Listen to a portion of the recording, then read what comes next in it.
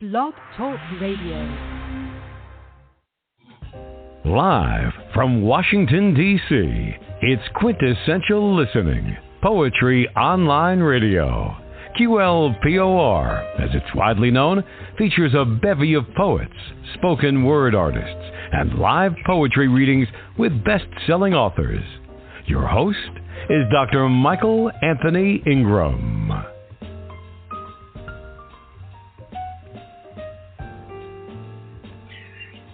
Hello and welcome to the program.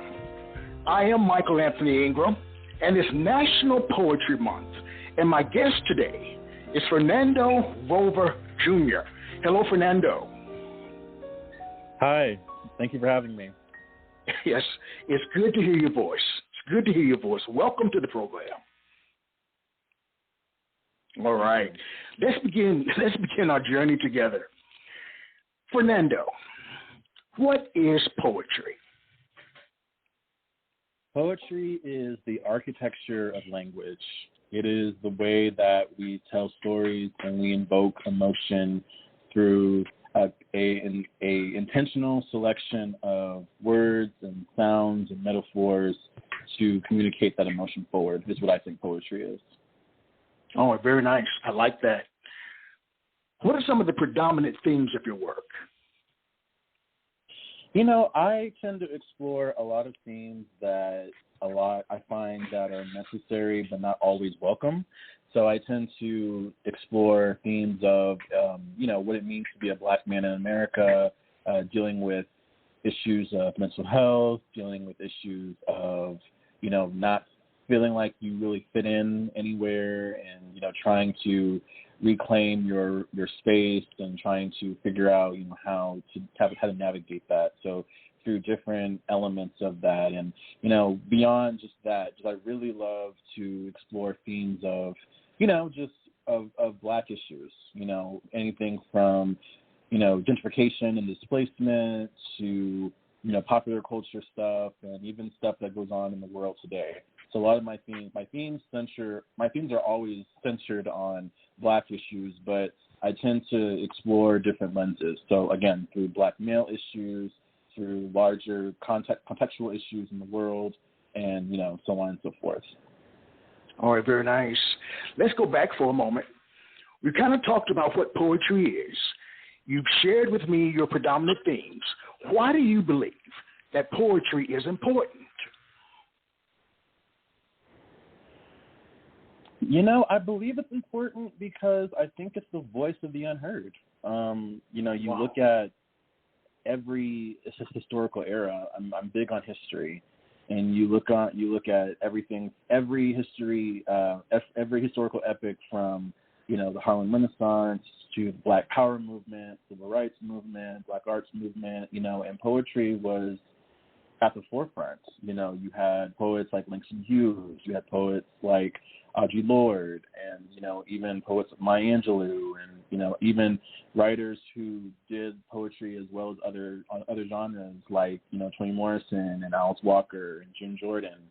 And you see that these poets were their stories and their work was really showcasing what our struggle was during that time.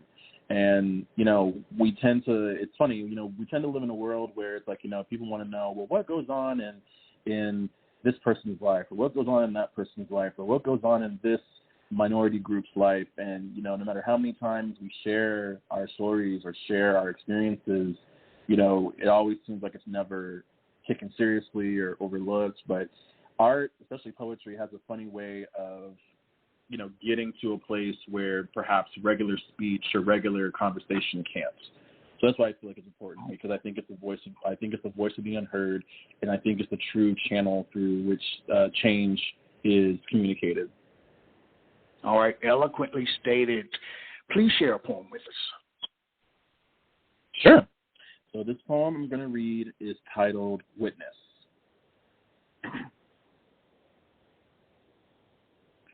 We are landscapes and coliseums of indigenous blackness, vessels that bring forth groundedness to illuminate a path to promise. We are descendants of skilled laborers, sharecroppers, orators, trail riders and trailblazers, bridges of hopes and dreams that reside in the street of a king. We are Apache football games at Copernicus Park, Sunday services at Mount Zion and Mount Sinai. We are the inhabitants of forsaken landmarks, whose namesakes are heroes banished to the margins of history. Sam Houston Gates, Ella Austin, Eugene Coleman, Robert Dawson, Charles Bellinger. We are museums and galleries that represent a common ground, art that embodies places, spaces, and sacred spaces that preserve our archival souls. We are casualties of bloodshed and communities in crisis, train tracks that create lines between growth and sustainability, between us and them. We are pavement personifying rhythms of resistance, rhythms of resilience, marching for our lives. Redemptive vagrants redefining the color of law. We are villages of mothers and villages of martyrs. We think, we recreate. Thank you. Beautiful, beautiful poem. As you think about, again, the poem Witness, what is the purpose of it, of that particular piece? So the purpose of Witness is, so I'm from San Antonio, born and raised, and, one of the things that has been like a running theme in my life and anyone that lives here is that there is Black history here, but it's not something that's always in the textbooks.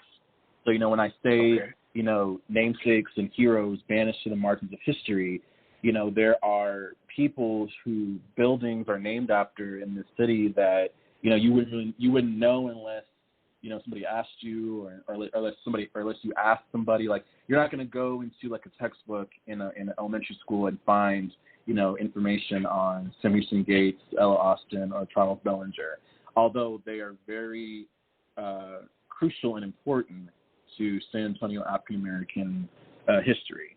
And so, yes. A witness, in the definition sense, a witness is someone who sees something. We always, when we think about the role of a witness, we think about what their role is as it pertains to, the defendant or the plaintiff, like, how it pertains to their understanding and their space. We never really think about what that witness is. That witness is just kind of like there. That's why that witness can be unidentified, or it doesn't have a name, or it doesn't have an identity. And so, for me, when I think of a witness, I think of something that's there that doesn't always get their due diligence, but is still playing a role in that equation, if that makes sense. Yes, it does make sense. Very nice. How does a poem begin for you? With an idea, a form, or an image? I would say an idea. Tell me more. I'd say an idea. For me, I enjoy thinking. I enjoy thinking out loud. I enjoy people watching. And so, an idea, whenever I think of an idea, I always try to think, well, how can I turn this into a poem? And it usually starts with a word that I see. I'm a big fan of words. Like, I literally have in my phone a note.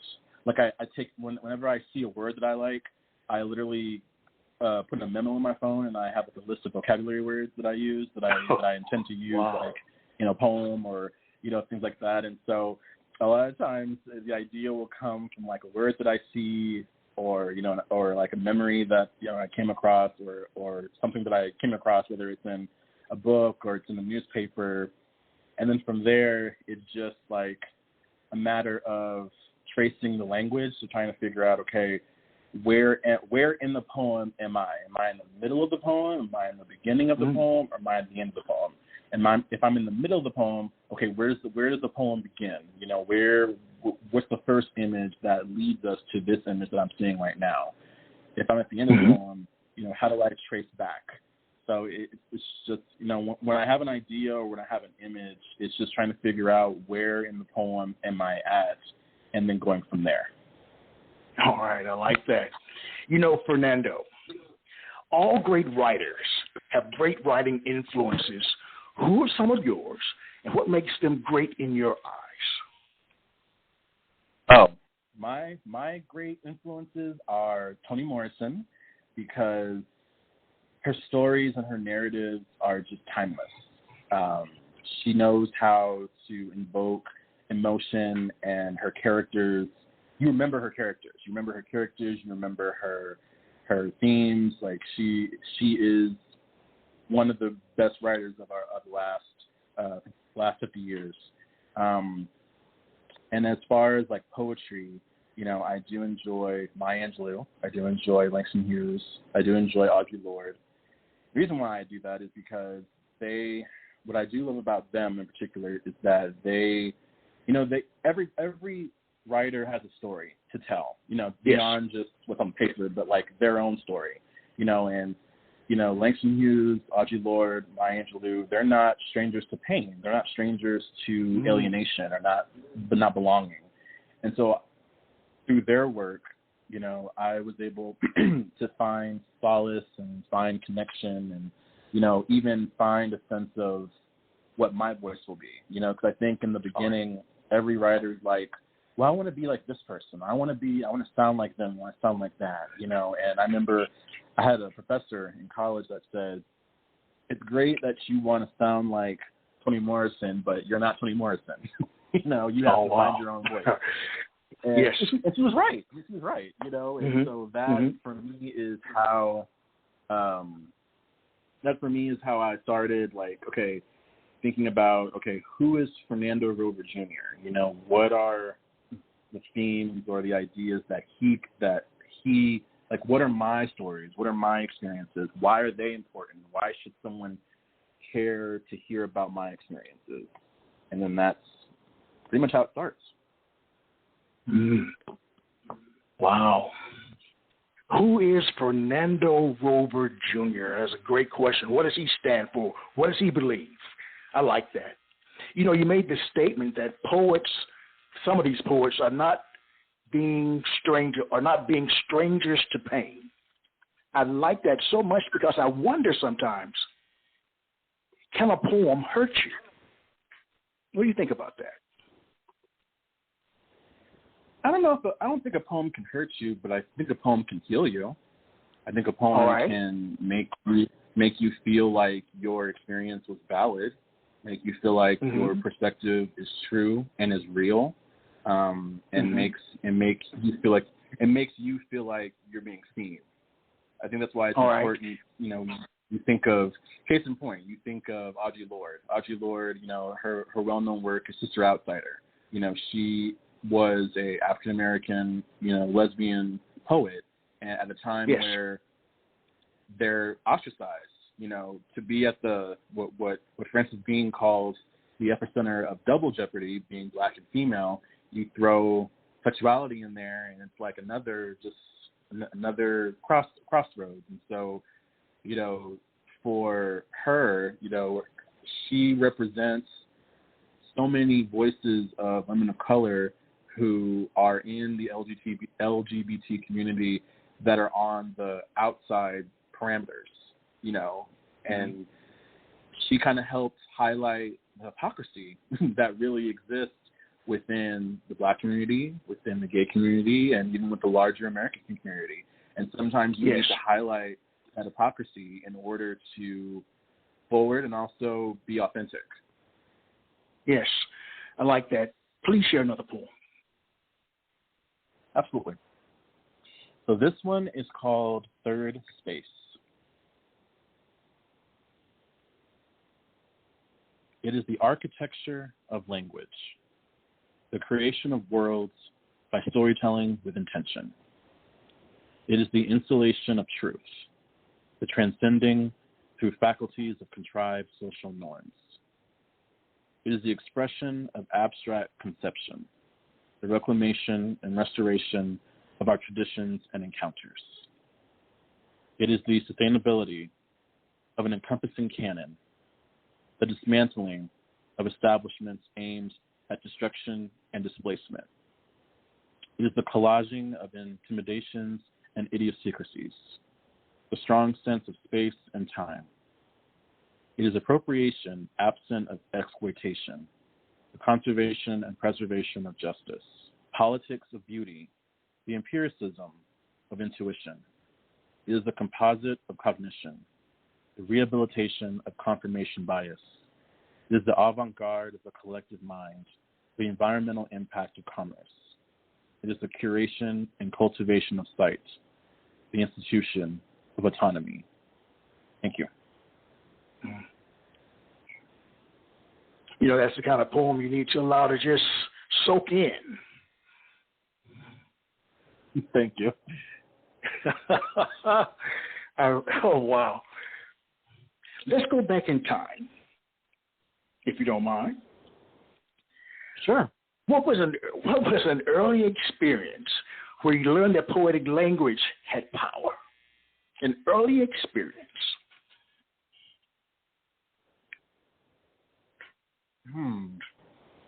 I think it was when I was 17. I was 17 years old, and I had read the book For Color Girls. I'd seen the movie, and I was, of course, I wanted to buy the book, so I got the book, and I enjoyed just reading it, and I loved how it was. I loved the formatting of it. You know, it was a play that used poetry as a dialogue, and I thought that was so unique and so like creative. You know, because it was very out of the box and very different. And again, I realized that poetic language had power because when you read, you know, the book and then you hear it being performed, you know, again, you mentioned like the question about, you know, does a poem hurt you? And I said heal you. That is a prime example of how poetry can be healing, because a lot of those experiences that the author puts in are experiences that Black women deal with. And so to see that on a platform gave a lot of women who maybe didn't have the strength or didn't have the strength to really reveal their own experiences. They saw their experiences played out in a place where it was seen and felt. And so they felt seen. That's when I realized that, you know, poetry does have a language. Poetic language does have power, because in a way it communicates strength and emotion in a way that regular dialogue or regular conversation can't always do. Now, do you come from a literary background yourself? As in my family? Yes. No, actually I don't. I mean, I have writers in my family. Like I found out like recently that I had, you know, writers in my in my ancestry. But as far as my immediate family, you know, both my parents, they're not writers per se, but they love culture, you know, and so and I think through exposing me was a way for them to also appreciate culture as well. So even though they can't necessarily write or they're not artistically gifted, you know, they still can appreciate and can understand. And I think through me, they have a way of getting to know and appreciating that. All right. Let's take a brief break and we'll be right back.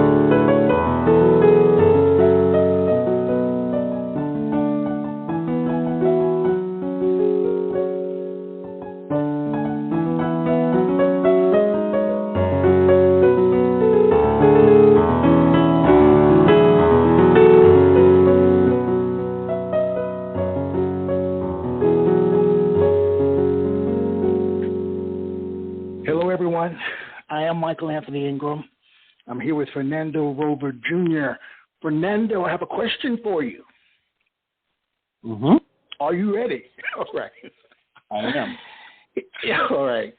Is a poem letting your guard down or building a wall when you write one? letting your guard down.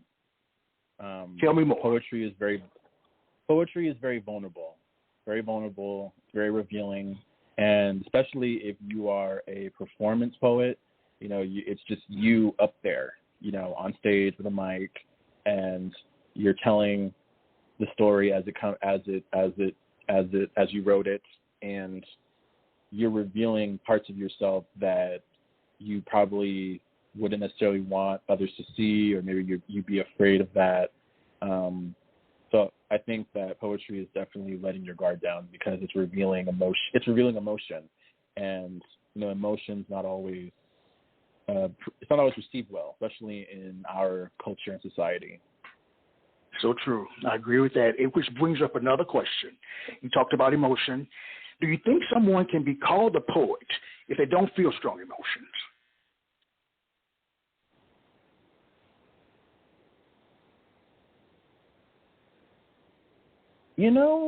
That's a good question. I think if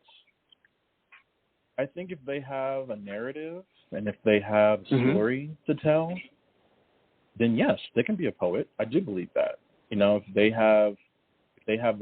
they have something that's in them waiting to be told, and it's something that, again, metaphorically and language-wise, it's something that is being intricately designed, then yes, I do think they can be a poet. Please share another poem. All right, absolutely. So this poem actually is entitled Possession. To feel is to escape. To escape is to feel. To eject oneself and occupy another is to leave this world behind and exist in another. To have a pulse is to be paralyzed, leaving no choice but to surrender. See through their eyes, feel through their hands, live in their skin, covet and consume their power, inhibit their soul. Draining through a desire and decay, derived from desperation. To feel is to escape. To escape is to feel. Thank you. Wow. You've got a new book out, Maverick. Tell us about Maverick. So Maverick, if you look up the definition term of maverick, it literally says a maverick is a nonconformist, someone who enjoys being outside the box, who goes against the grain. And for me, that's exactly what a lot of the themes are, going against the grain. There's two central themes that Maverick tackles, and that is language as architecture and personal as political. And the reason why those are two themes is because one of the primary lenses that I tackle using poetry and photography is I look at the effects of gentrification on the San Antonio on the east side of San Antonio. The reason being is because, again, if you're from San Antonio, the east side is where predominantly a lot of the Black history comes from, and a lot of community people. And for me personally, my mom's family is from the east side, so I grew up, even though I didn't grow up on that side of town, I visited very often, and it kind of became a second home for me. My grandparents still live there to this day. And I began noticing, as I got older and I learned about, social consciousness and bias and, environmental justice and things like that, I learned about, gentrification and housing crises and a lot of, scholars use places like DC, Chicago, predominantly African American spaces. And then I realized that, a lot of that happens here too, and here in San Antonio in particular, gentrification is a huge topic. It's the housing crisis is huge, and our population is growing, and it's kind of like you have a love-hate relationship with it, because we want progress. We want, things to grow and things to develop and things to get better. But of the people who have lived here since the beginning and are being pushed out of their homes because they don't fit the mainstream image of what San Antonio is trying to portray. And yes, for me, one of the things that I noticed was that I just kept having this feeling inside of me, like, this needs to be said, but I know that it's going to be met with resistance because nobody wants to be, the enemy, or nobody wants to be the bad guy. But sometimes you have to put yourself as a martyr if it means true social change will be accomplished. And that's what a maverick is. A maverick is someone who is willing to put themselves on the line for a greater cause. And that's what a poet is to me. A poet is that, an artist is that. And so that is why, the two central themes are, language and architecture. So using language to understand and tell the story of these buildings that have been torn down, or of these houses that have been torn down, or these buildings that have been abandoned, and what they still, and what energy they still hold, what memory they still hold. There's a... Go ahead. Yes, go ahead. No, I was just going to share that I was fascinated by the theme of language as architecture, and I wanted you to share more about it, which you did. So that's fantastic. It helps me understand what that means in totality. So I like that. Definitely. All right. Definitely. Please. You're a fascinating man, Fernando. And and the topics that you're covering, the themes that you're covering are so important to talk about. As we think about politics, as we think about gentrification, as we think about you name it. So it brings up this question: what is the role of a poet in modern day society? A poet is an artistic activist, someone who uses art. Someone who uses art to push change forward. Nina Simone once said, "It is the job of an artist to represent the times in which they live." And again, poets, we have the ability to use our voice,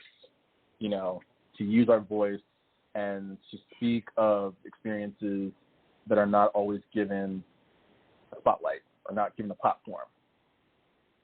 So a poet is someone that is willing to use their voice to give a voice to the voiceless. Well, let me ask this question up with that in mind. Sometimes an individual can feel so stifled, so beaten down, that they don't know how to use their voice. They don't know how to lift it. Any recommendations? How do you do that? How do you use your voice when you feel like you're at the end of your rope? Well, I think it's going to sound weird, but I'll say it. Go outside yourself. All right. What I mean by that is you don't necessarily have to use your voice in the literal sense of like speaking out or performing, because I believe that poetry can exist without necessarily being a performer. You can be a poet and not be a performer. You can invoke poetry through various forms of art.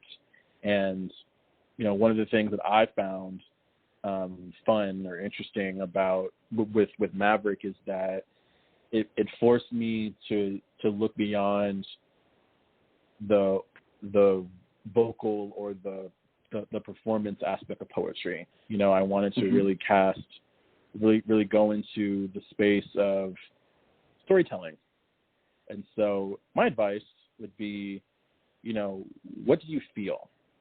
Not what you want to say, but what you feel, and then start there. All right.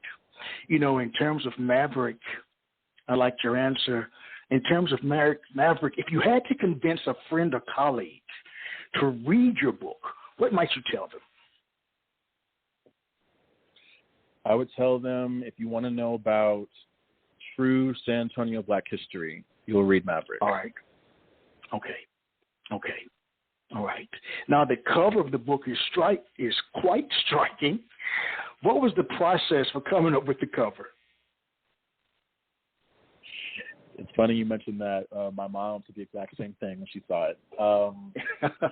You know, the process of it is, so it started off as I wanted something. I mean, the cover of the book is important, right? It's supposed to grab the reader's attention. It's supposed to grab people's attention. Like, you know, it's very important, and I knew that. And I wanted to try something. I wanted to with different images, and so, you know, one of my favorite films actually is called American Beauty, and it's like this satirical comedy film that came out in the late 90s, and the cover of the poster of it is exactly what you see. It's the stomach, and then like there's like a hand holding a flower, and I always thought that was very interesting because I thought it was very vulnerable. I thought it was very, you know, raw and very, you know, I love raw imagery, obviously, right? I'm a poet, right? So for me, I wanted to try something where I wanted it to be raw and very vulnerable. And the reason why if you look at it, there's the body and then there's the sunflowers. So the sunflowers are there because a lot of the topics in there pertain to like mental health and anxiety and depression, and they're experiences that I actually went through when I was writing the book. And the sunflower actually is a symbol of like hope and resilience. You know, right now, you know, of course, during the war in Ukraine, it's become a huge symbol for that. Yes.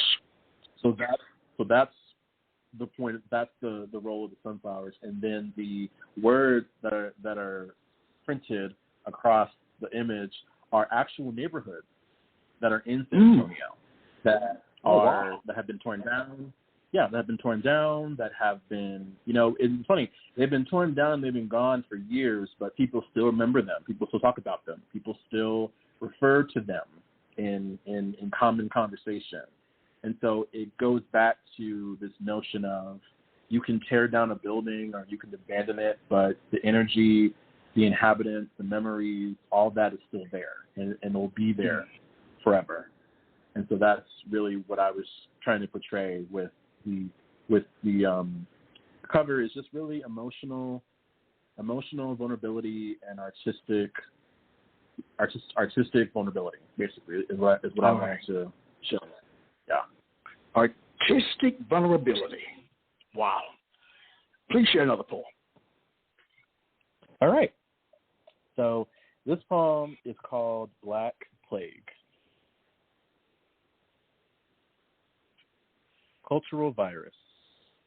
A symptomatic, a symbiotic appropriation, one at the hands of the other.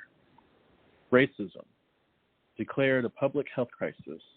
Melanin in medicine, a weapon of mass destruction. Political corruption breeds social eruption. An obstruction of justice against you, me, we, the people. Health disparity leaves no room for clarity. Statistics build on duplicitous and implicit bias has unleashed riots.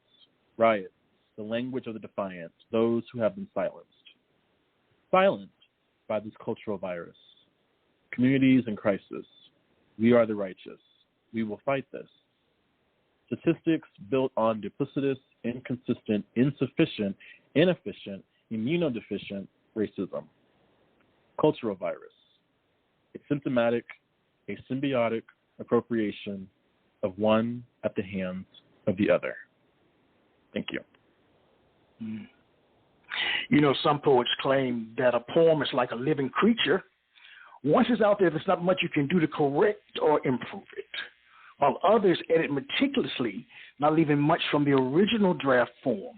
What is your take on it in terms of editing? Oh, I agree. Editing is it's a necessary evil.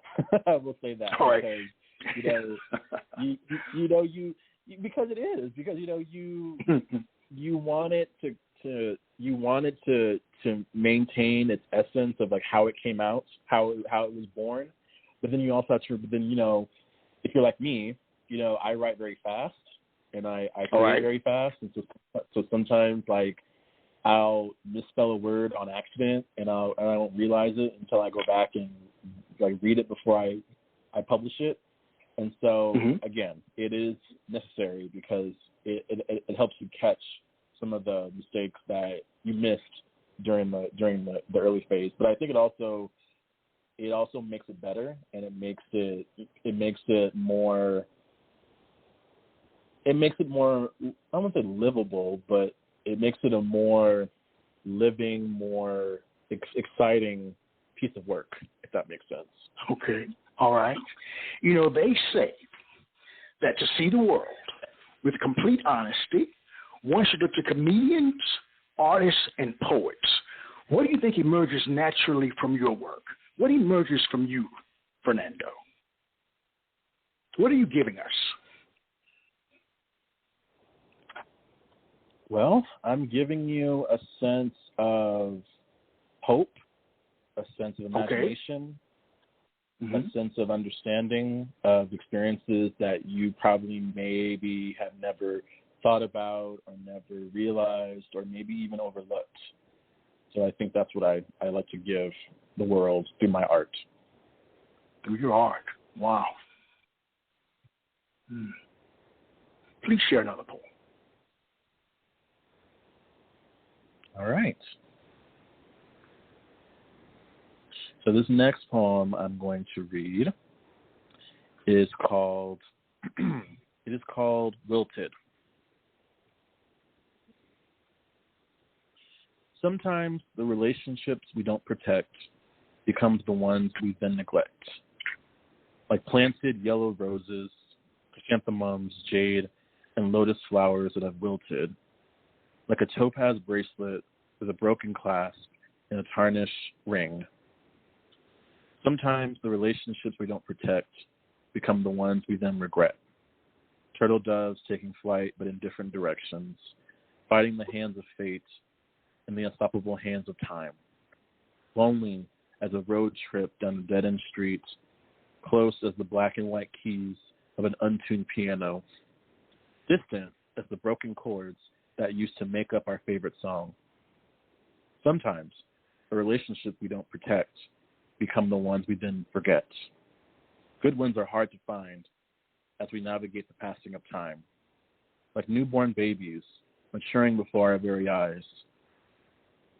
Grief can take on many different forms, like a willow tree bending towards a quiet storm. Sometimes the relationships we don't protect become the ones we then neglect, we then regret, and soon forget. Thank you. Wow. Do you think you were meant to be a poet? I do. I do think I was because I didn't choose it. It chose me. Tell me more. Tell me more. You just can't say that without breaking it down for me. I think because, again, I didn't choose poetry. It chose me. Like, I had no real interest in it. I didn't, go to college to be a poet. I went to school to be a writer. I wanted to be a writer. Yes. I wanted to explore different genres.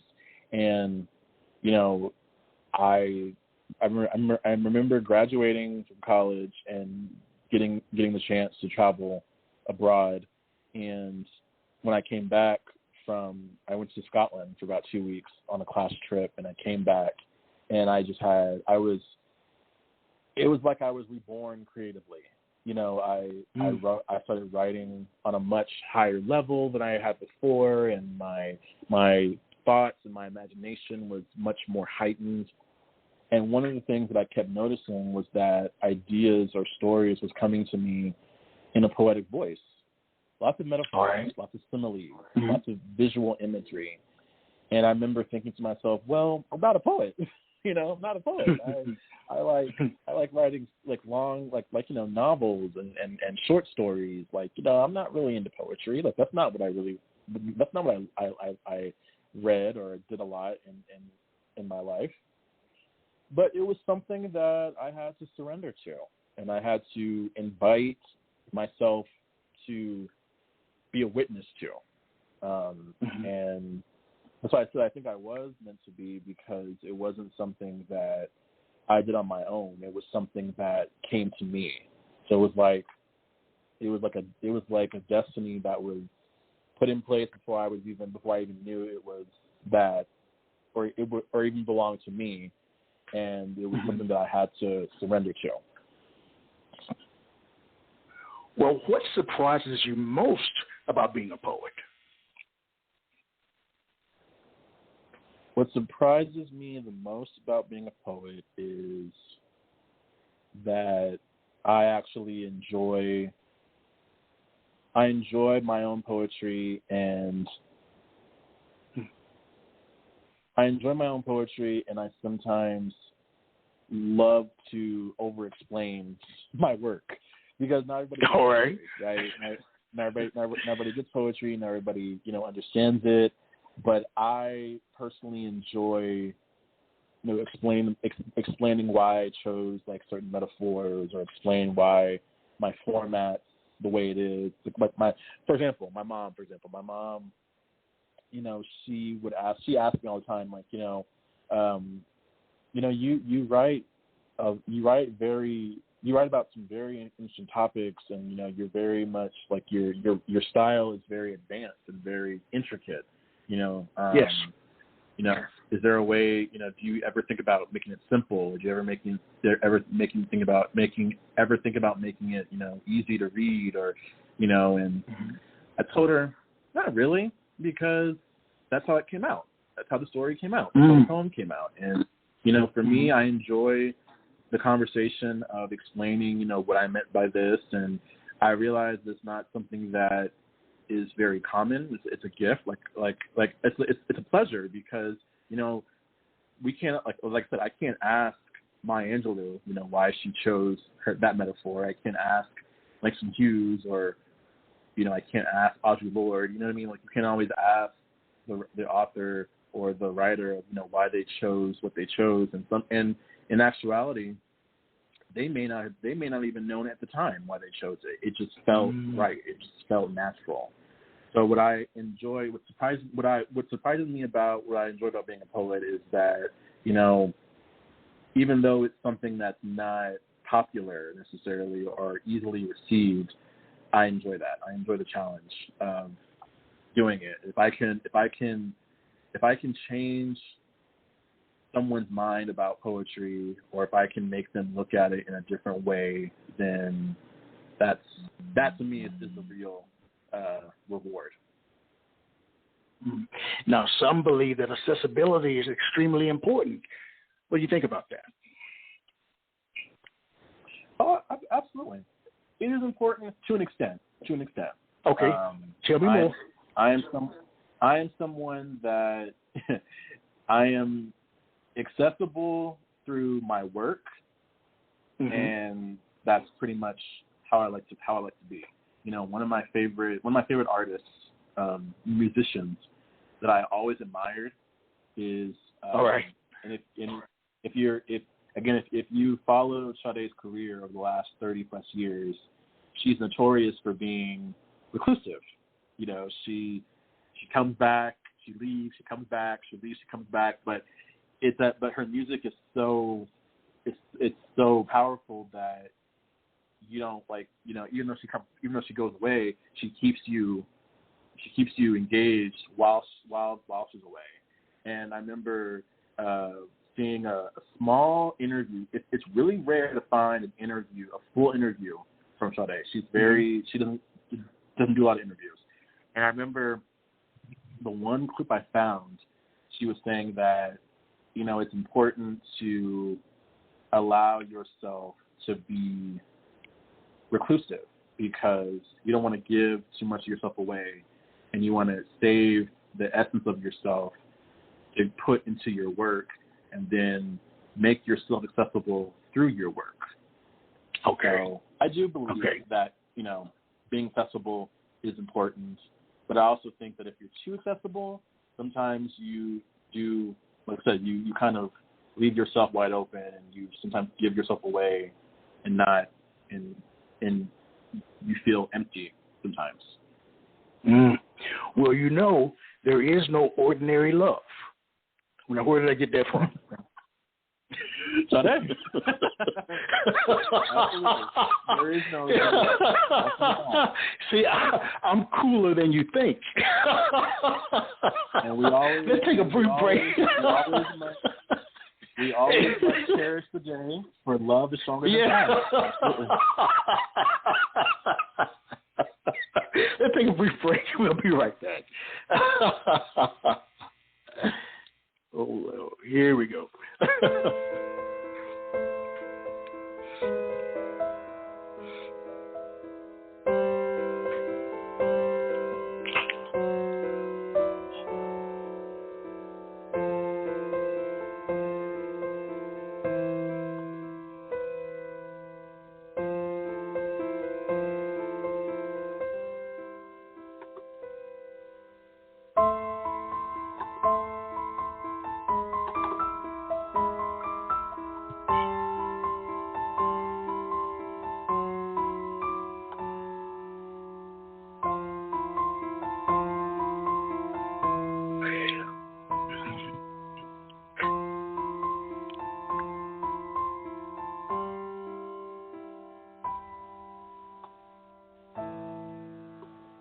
We are back. Again, I am Michael Anthony Ingram. I'm here with Fernando Rover Jr. Question for you, my friend. Yes, sir. Lay on me. Are you ready? Here we go. Do the internet and social media contribute to the well-being of poetry? Yes, absolutely. Tell me.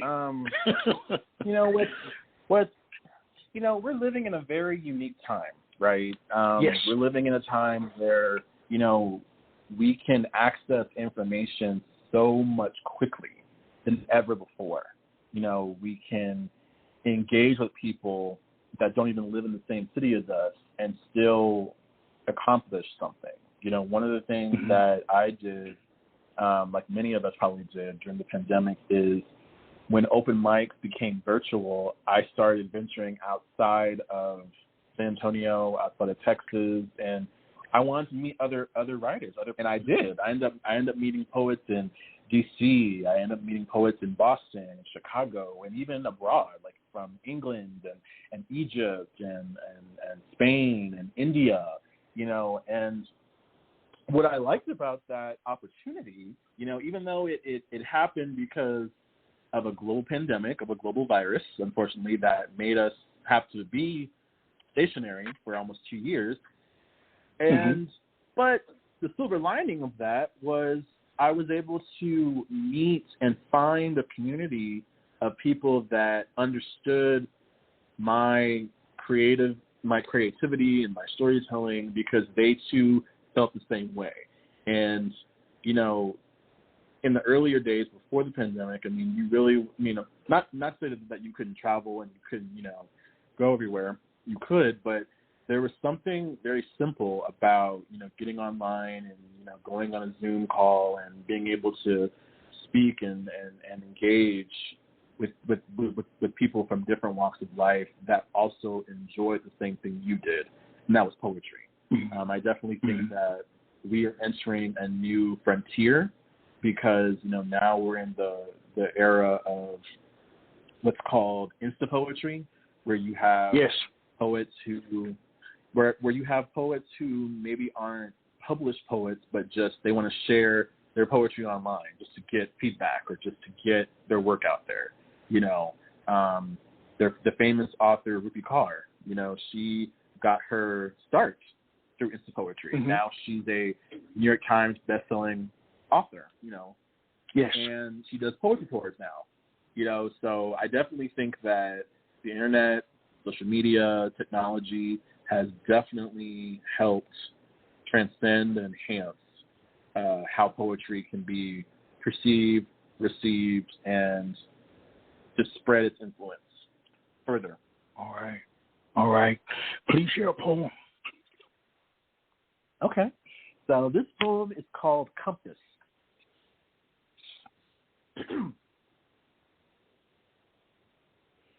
Nietzsche eyes through rose-colored glasses, staring the road less traveled. What new adventures will I meet today? What new failures will I be reintroduced to today? Training wheels laced to soles of my shoes, shells and rocks no longer hang on. Nothing but dreams and fears in my pocket. Hell hath no better currency. Ain't got much, but I got tonight. My heart is the compass. My soul is the rose. Instinct done made a friendly wager with reason. Call this gun and jump this bluff. Grew my courage on the trunks of a familial tree. Like fresh fruit in spring, I picked my poison. Took a chance and decided it was time to plant my own mistakes and watch them grow. The sand does one good lap through the glass before it gets near the finish line. Night doesn't think twice before it becomes day. Faith and courage are two halves of a brave heart. Starting over doesn't mean the journey's ending. It's just the beginning. Thank you. Wow. You're on a roll. Please share another. Absolutely. Okay. So this one is called Swan Song. They say a life well lived is a life well spent. I don't desire to be a bust sculpted for all to admire. Mining for gold does not bring you riches, only a facade of worth. I bid farewell to images and ideas of the old world in hopes of discovering a new world where riches exist beyond probability. I fashion myself a new life where continuum is an evergreen. Thank you. Mm. You know, writers and poets write for a myriad of reasons. Some write primarily to speak a message to their audience. Others write because to stay silent is not an option. Why do you write, Fernando? Because I can't be quiet. Okay. All right. I can't be quiet. I'm quiet, but I'm not quiet, if that makes sense. Like I can't talk. All right. Like I can talk, right? We all can talk, right? Okay. But I prefer to write because I don't like. I'm very introverted, very introverted. Like I jokingly state to my friends that the pandemic turned me into agoraphobe because like most people were like going crazy at home. Like I had friends and family who were like, I'm bored, I can't do anything, I can't go anywhere. Da, da, da. Meanwhile, I'm like reading books, I'm writing, like I'm enjoying my time. Like I enjoyed being in the pandemic. So and for me, it's like, you know, even though I don't like having conversations, I mean, I can, right? But I don't like to. My writing is my way of doing that. My writing is my way of communicating, my way of, you know, saying something that my voice or my own self can't always say, you know. And so I think that it's like a happy balance for me. I write to understand, not to be understood. And I think that it's a good balance for me because when I don't feel like saying something or I don't feel like talking about myself, you know, in a vocal sense, like in an absolute literal sense, if you read my books, you learn all about me. If you read my poems, you learn about me. You learn about my experiences. You learn about places I've been, places I've seen, places I want to go, you know, and that tells you more than anything I can even say out loud. So, yeah, I don't like being quiet either. I like being quiet, but my mind is very loud. You know, they say quiet people have the loudest mind. So. All right. if you were a poet during a different era, when, where would you want to exist? Ooh, I love that question. I would have loved to be a poet during the Black arts movement. I'd love to have met like James Baldwin. I'd love to have met, Essex Hemphill, whose birthday is today, by the way. Oh wow, very nice. Yeah, I would have loved to met those two men of color who were poets, who were unapologetic, who were loud, and who were activists, and who just knew who they were and didn't care what anybody else thought. I would have loved to have met them and loved to have just been in their presence. And also, again, Toni Morrison and Judy Jordan and, all the writers, and even Amir Baraka, other artists and other, mediums who did other things, even filmmakers, and other writers and things like that. So, yeah, I would love to be in the Black arts movement. All right. Please share a poem. All right. Next, this poem is called Gaslight. Like a mirror, cannot be fixed once broken. 10 years shattered makes me wish I'd known then. What had always been there, burned in the back of my mind. It just seemed too good to be true, and that was by design. Loyalty has one face, deception has two. You're not the person I once knew. A knife to my back, right through my heart. Anger is the flame, bewilderment is the spark. Blinded by white lies, lover in disguise, but karma has a clear view. Just wait, you'll get yours too. Bridges have burned, lessons have been learned, without any concern, leaving no room to discern, gone and never to return. Thank you. Wow. We're almost at the end of our journey, our time together. We have time for one more poem. Please favor us again. Absolutely. This poem is called Forget Me Not. Do you ever think of me as much as I think of you? Do I ever cross your mind as much as you come across mine too? I'd be lying to myself if I said I didn't think of you every now and then. When everyone else asks when I saw you last, I find it easier just to say, I don't know when. Do you try to forget me as much as I try to forget you? Is it easier to make an excuse, like you have something to prove? I avoid familiar faces and favorite places to force myself to move on. I even drive around with the music off to avoid playing our favorite song. I can't remember to forget you, no matter how hard I try. Do you remember to forget me, even though you're not the type? Do you ever think of me? Thank you. Very powerful piece. Where can listeners find your work, my friend? Where can they find your work? So Maverick is available now on Amazon. So you can purchase it. You can buy it online. You can reach out to me on Instagram, Twitter, and Facebook at Fernando Rover Jr. And if you want an autograph copy, you can send me a DM through Instagram or Facebook or Twitter, and I'll get your address and I'll sign it for you, and then I'll send it out. But anyone else, any for certain, you can get the book on Amazon, and it's called Maverick. All right, very nice. What's next for you creatively, Fernando? Always, I want to keep challenging myself creatively. I want to try different things. I want to keep writing. That's a certain thing. But I want to dive deeper into different art forms like photography and, printmaking would be great to do.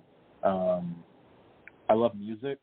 I actually was in choir when I was in college and high school. But I love instruments too. So I told myself that I want to pick up the guitar again. I took a guitar class once when I was younger, and then that was it. I never did it again. But I want to try it again now because the interest is still there. So, definitely just want to keep challenging myself and definitely express myself through different creative outlets. I view you as being a Renaissance man, and I believe that your future is going to be exceptionally bright in this profession. We're going to hear your name, Fernando. We're going to hear your name. Thank you. In great places. I believe it 100%. So I'd like to thank you for taking time out to be with us today. I thoroughly enjoyed this hour, especially the Sade reference. I thoroughly enjoyed this hour. I'll never forget that one. Well, great. So I wish you. Thank you for having me as well. I'm going to cherish today.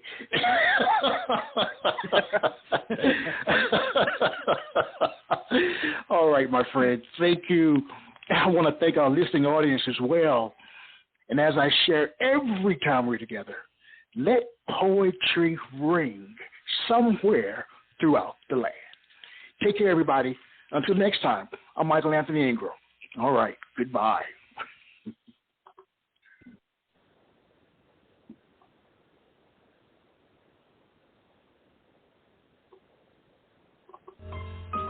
Quintessential Listening, Poetry Online Radio, is available on iTunes, Spotify, SoundCloud, and Stitcher. You can also check out the website at qlpor.com.